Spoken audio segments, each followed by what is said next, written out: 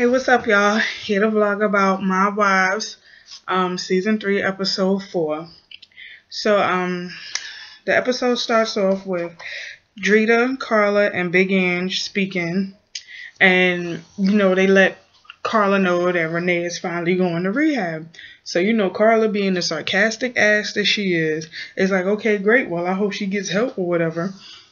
So, they're like, we're all here, we need to be supporting Renee. I know y'all got y'all beef, but we need to support her.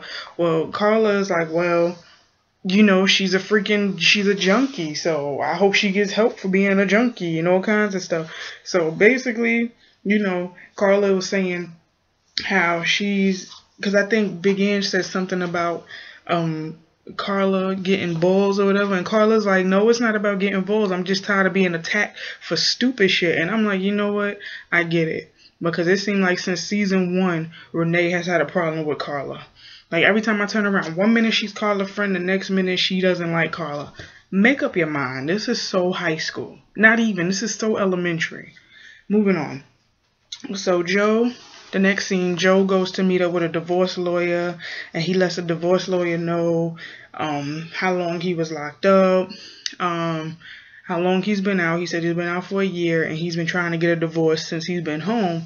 So, he admitted all the crimes he did, which is, bold, but at least he's man enough to admit it. Some of these criminals are too ashamed to say what they did, but it's like, you did it, so you got to live with it. So, he admitted everything he did, and he was speaking to the divorce lawyer about him and Carla's situation. And basically, what Joe wants to do is, like, move on, remarry, I guess marry Raquel or whatever, and he wants to move on. But the lawyer let him know, like, real talk, this divorce could take, like, anywhere from 1 to 2 years or so. So I'm like, well, something you got to deal with. I mean, you don't want to be with Carla anymore, but something you got to deal with. The next scene is Renee and AJ. Renee's on her way to go to rehab, and basically, I didn't catch all of the dialogue, but I know it's Renee going to rehab. But all I heard was a bunch of her and AJ just cursing back and forth at each other, back and forth, back and forth, back and forth. And I'm just sitting there like, you're going to sit up here. I mean, I know AJ is of age. He's 18. That's basically legal. You can, basically you're grown at 18. You can do what you want at 18. But I don't care how old I am. And like I said before, I'm 25. I don't curse at my mama. I don't disrespect my mother in any shape or form because that's my mama. So for him and her to be going back and forth cursing at each other, you can tell that's a damaged relationship right there, because I would never. You would not catch me arguing back and forth with my son and he cursing at me. First of all, when the first curse word would have left his mouth, I'd have slapped his fucking lips on the floor. Let's just, put that out there. I don't play that. I'm sorry. But moving on. So they they're getting ready to, she's getting ready to go to she's getting ready to go to Florida, so they're in the car. And I mean, AJ gave her some pretty good advice or whatever. He's like, you have to do this for you. Hopefully this will make you better, it'll make you stronger. And Renee is like, she feels guilty because she ruined his life. And I mean, it's like, what can you do? You grew up in this lifestyle. You married a rat. You didn't know he was a rat. He blinded you. It happens. It's life. So just take this step, rehab, and then from rehab, continue your path. That's how it goes. It's a phase. We all go through it. So next scene was with Love and Karen, and Love was explaining to Karen how she was engaged to Ray Monroe, and he was like he was like a big part of the car theft ring that happened years ago or whatever. So he's locked up or whatever, and I guess he's supposed to be coming home soon.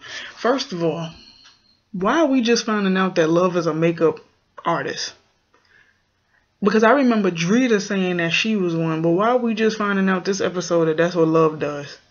But anyway, yeah, so they were talking about that, and I guess Karen asked her if he was to come home, would they get back together? And she explained that they probably wouldn't, for the simple fact that he has twin daughters who 3 years old.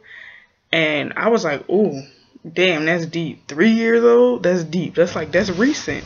So she explained the situation. She basically said that he told her that he froze his sperm, and these two girls were able to get pregnant off of his frozen sperm. And I'm sitting there like, what kind of weird shit is that? So I'm like, okay, he don't have twin daughters. He got project twins. That's what he got. So I'm like, that is ghetto as hell, but to each his own. So I mean, that's a legit reason to not want to get back with somebody, because when you get out, you got all that baggage. And it's like, before you went in, y'all were engaged. He didn't have any kids. He didn't have any responsibilities. It was just you and him.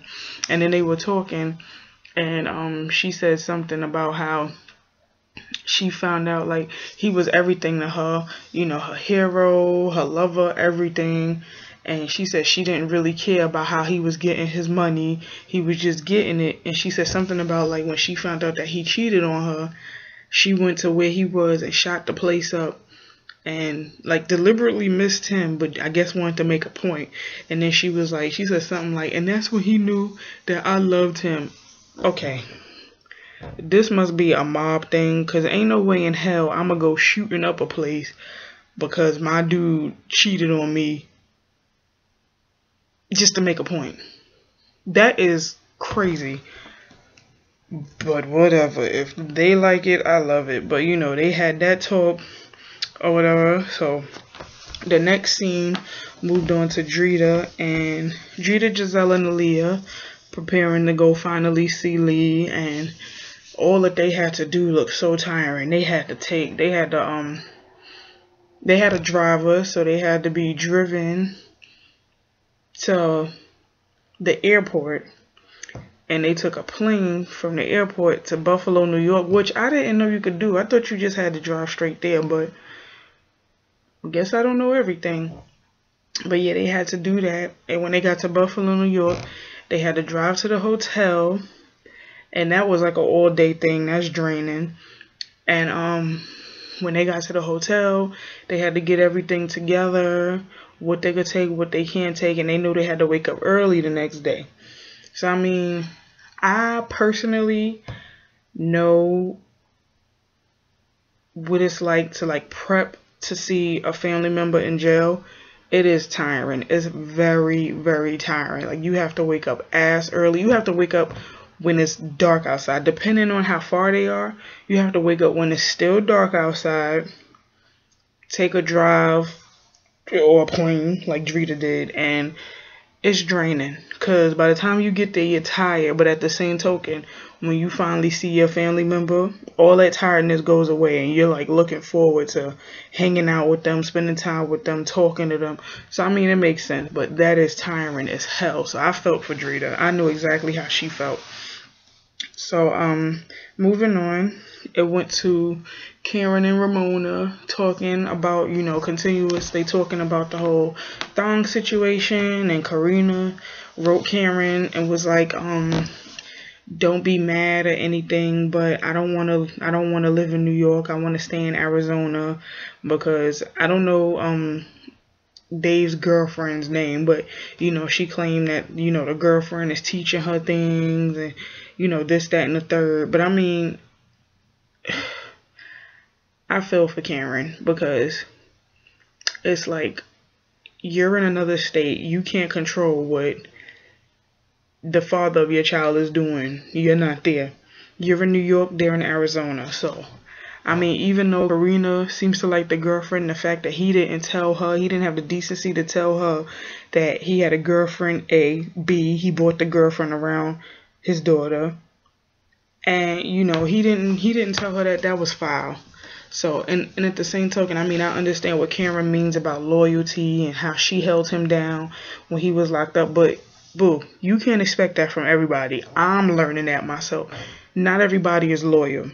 At all. Not everybody is loyal, and not everybody is worthy of the energy you putting out there. So her and Ramona talking, and Ramona is basically like, hop your ass on a plane, get out there, and they want to be together, cool, but they can't be together in your house. And I feel her. So, and Karen is just like pissed off, like she don't know what she gonna do, but Ramona is telling her, get your ass, go handle your business. And I mean, as much as I don't like Ramona and her voice annoys me because it seems like Ramona tries too hard to be hard, but I gotta give it to Ramona. She was on point. She was speaking the truth. So, the next scene goes to Love and Big Ange talking about, they still talking about Love's ex-fiance and the whole Project Twin situation. And, Love is basically like, she's hurt. She doesn't want to be with him. And then it went from that to Big Ange saying she put her husband out. Because I remember on her show that came on in the summer, Big Ange, she and her and Neil, I think, got back together. And she said she put him out because he doesn't know how to be a husband. She went to go get surgery and he just left her there. And I'm like, yeah, that's dead ass wrong. Because if that's your wife, you going to make sure she get there safe, she get out of recovery safe, and she get home safe. You just left her there. Not good. So then the next scene was Karen calling Dave. And when she called him, she's like, yeah, like, you can't return my calls. You act like you don't want to speak to me. And he's like, I haven't been avoiding you. I've been real busy. I've been working and working out. And she's like, oh, you've been working out? So what exactly is your workout regimen? Fucking other bitches? And I was like, you better get in his ass. So, he was like, excuse me. She was like, yeah, basically, you had a decency. Like, you ain't had a decency to let me know that you, have a girlfriend and you had her around my child and this, that, and the third. And he's basically like, I don't owe you no explanation. And I'm like, okay, I get what he's saying. You don't owe her an explanation, but at the same time you do. Because if it was just you dating a girl and y'all were casual about it, like not introducing him to Karina, not introducing her to Karina, not bringing her to the house or nothing like that, then it would have been cool. But the fact that you brought her around her daughter more than once, you do owe her an explanation because that's y'all child together. So you can't just be walking around being Mr. Big Shit with a new girlfriend and you bringing her around y'all child. That's y'all child. Y'all have a child together. So, that's dead wrong. So Karen went in, but how she ended it, I didn't really like it because you're gonna say you don't want to speak to him again, but at the same token, they living in your house, not him, and he got her coming in and out of your house, you paying the rent, the mortgage, whatever, and you still allowing him to do this? No. Get your ass to Arizona and raise hell for Sean Bell. That's what you need to do. Jump your ass on a plane and go out there and regulate. Because that's disrespectful. But anyway, I think I skipped a scene, so I'm going to go back to it. Drita and the girls after they visit with Lee. Let me just say, I'm happy for Drita. I'm happy that her and Lee are in a good place. I'm happy the girls saw their father. I'm happy. I'm happy for them. They finished their visit, and a couple of episodes ago when Drita brought up the fact that they were gonna go see Lee, Giselle was so against it. When they left, Giselle was the happiest one there. And from what Drita said on the visit, Giselle was up under Lee the whole time. They were all playing. She said it was only about Giselle and Leah. Her and Lee didn't really speak, but she laid her head on his shoulder, and they had like this, mutual connection where they knew they didn't even have to say anything. They knew that their feelings were still there. So I'm hoping that when Lee gets out, because she said 6 months, so he should be out now or getting out. So I'm hoping that they reconcile and work it out for the sake of the kids, because I know no matter how much Lee hurt Drita, she still loves him. And he still loves her. I mean, people make mistakes. Just as long as he doesn't make that mistake again, by all means, stay together. Be a family. That's what y'all need instead of the stress of being a mob wife and the headache and all of that. Because I know from what I'm seeing on this show, that lifestyle is nothing to play with. Like it looked like it's a headache. I don't. Kudos to these women on this show because I don't know how I wouldn't be able to do it. But the next scene was Drita speaking to her friend about her, the past stuff that Lee has done that's hurt her. And, her friend is basically like, your feelings for Lee are still there. Don't run away from it. Like, just give it a chance. If you fall back in love, then so be it. Let it happen.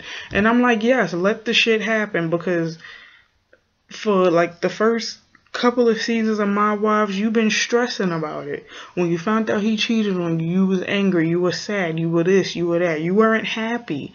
So move on. Just forgive. Don't forget, but forgive and move on. Work on your marriage. That's all you can do. Counseling, communication, all of that. Work on it. So the last scene is with Renee, and they having this session, and it's basically the therapist there is basically speaking on factors that can like trigger your addiction or whatever.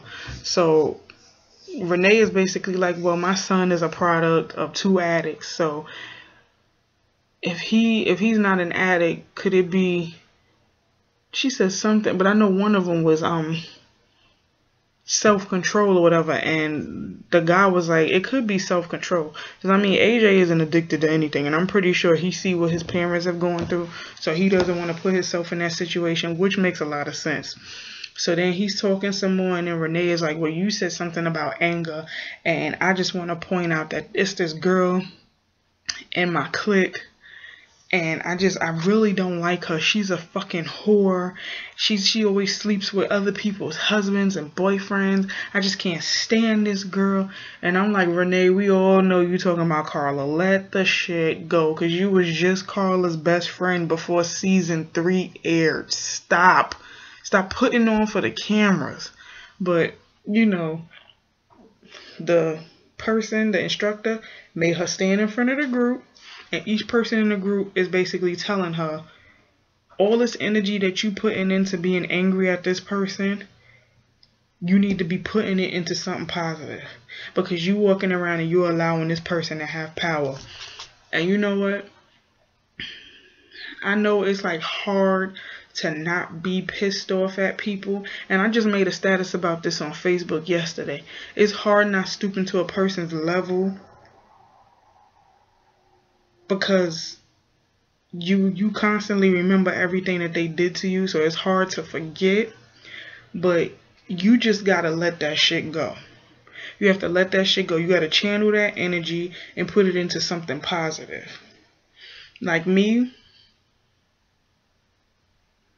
when I get angry now, I talk it out with my boyfriend. That's like the number one thing I do. I write about it on Twitter. I don't really, it's not that I don't hide much, but I don't really mind putting it on Twitter, because I don't direct it like at anybody per se. Sometimes it'll just be out of nowhere, or sometimes I'll say the person, I won't say their name, but I'll say the person, like who they are to me or whatever. But now vlogging has become my way of expressing myself, because I'm pretty sure that there's people out there who can relate to how I feel or what I'm going through. So you just got to learn how to take that energy and channel it into something better. Addiction is not one of them. Anger is not another one. So just write it down. Do a vlog.